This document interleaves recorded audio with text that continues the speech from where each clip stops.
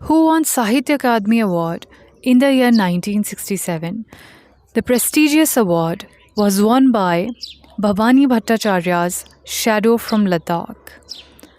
The novel is set during the Chinese invasion in 1962 and deals with the theme of China's betrayal of India. It won Sahitya Akademi Award in the year 1967.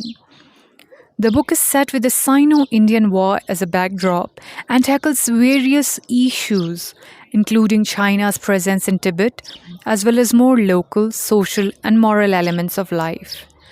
Bhabani Bhattacharya. He was born on 10 November 1906 and was an Indian writer of Bengali origin, known for writing social realist fiction.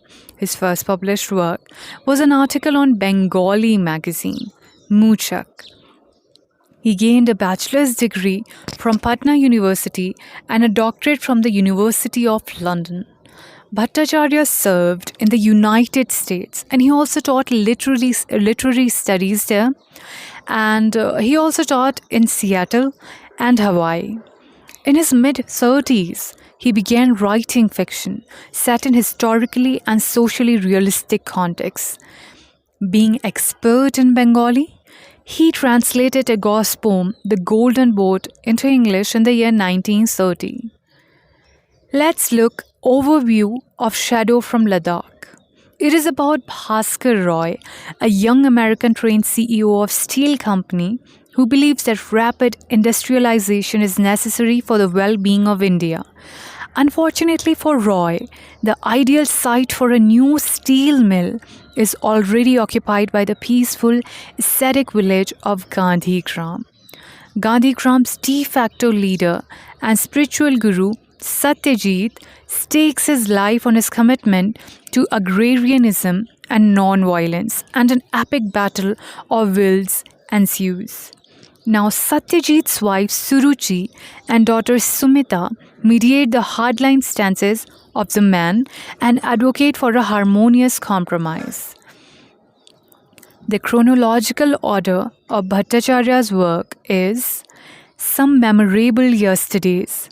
In the year 1941, So Many Hungers, 1947, Indian Cavalcade, 1948, He Who Rides a Tiger, 1955, The Golden Boat, 1956, Towards Universal Man, 1961, Music for Mohini, 1964, Shadow from Ladakh, 1966, A Goddess Named Gold, 1967, Steel Hawk and Other Stories, Story Collection, 1968, Gandhi the Writer, 1969, A Dream in Hawaii, 1978. So Many Hungers, Music for Mohini, He Who Rides a Tiger, and Goddess Named Gold are novels by Bhabani Bhattacharya, and they are well-known novels by Bhabani Bhattacharya.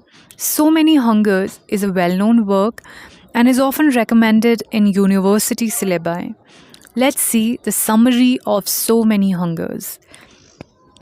It is set in a context of the 1942-43 Bengal famine and Quit India movement. It is set against Bengal famine and Quit India movement. So we need to remember this. The novel revolves around a story of Basu family and a peasant family and deals with the theme of political, economic and social exploitation.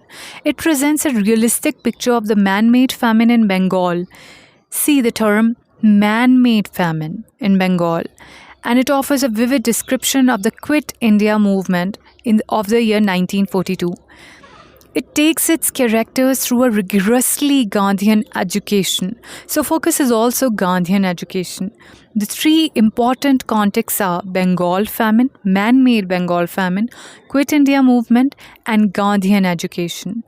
The story of Kajoli, a village girl who righteously rejects the prostitution forced on her by the destitution of her family to sell newspapers and also to assume the persona of Gandhian new woman.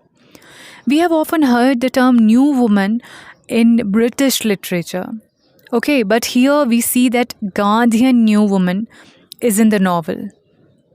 it deals with the spiritual and political growing of Rahul, a Cambridge educated astrophysicist who simultaneously discovers the limit of intellectualism and Western civilization and renounces both in favor of nationalism and village based economy.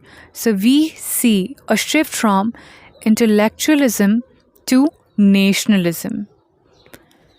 Father of Rahul is Devdutt or Devdutt, a saintly Gandhian figure with a penchant for the hunger strike. Now it comes in the scene, so many hungers, right?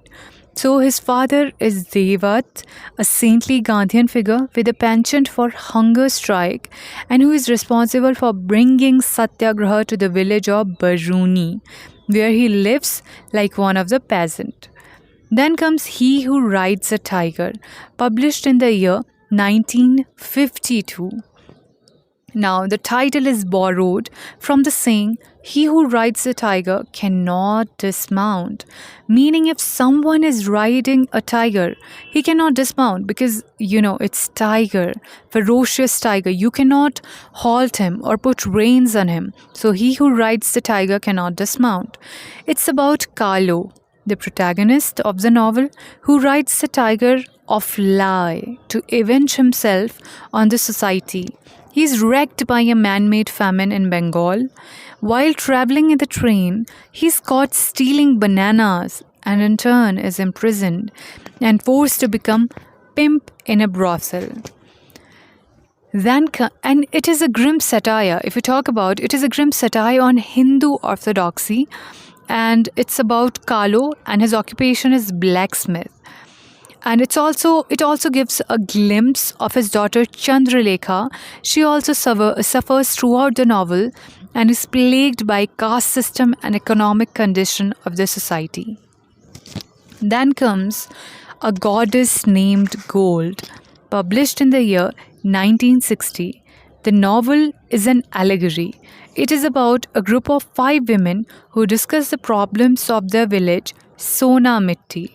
So the name of the village is Sona Mitti. It is a satire on those who live by the lure of gold.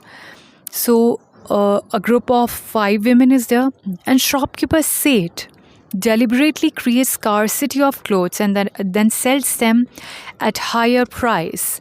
Meera is the central character in the novel. She is the protagonist and believes in the superstition and becomes an alchemist for the village. The novel narrates the happenings in the village during period of 100 days preceding the independence. The novel derives from Bhattacharya's earlier short story, Desperate Women. And one more important work at last, a little glimpse of Music for Mohini. It tells the story of a Calcutta-born Brahmin girl, Mohini, who is a popular radio artist. So a woman and a radio artist, and she is married to Jaydev. Music for Mohini concerns the problem of India after independence. The action of the novel covers the period of 1948. So this was little capsule. You have to read the works yourself. This was little capsule of the important works by Bhabani Bhattacharya. Now at last again, he won Sahitya Akademi Award of the year 1967. His work, Shadow from Ladakh, won Sahitya Akademi Award in the year 1967. That's all. Thank you.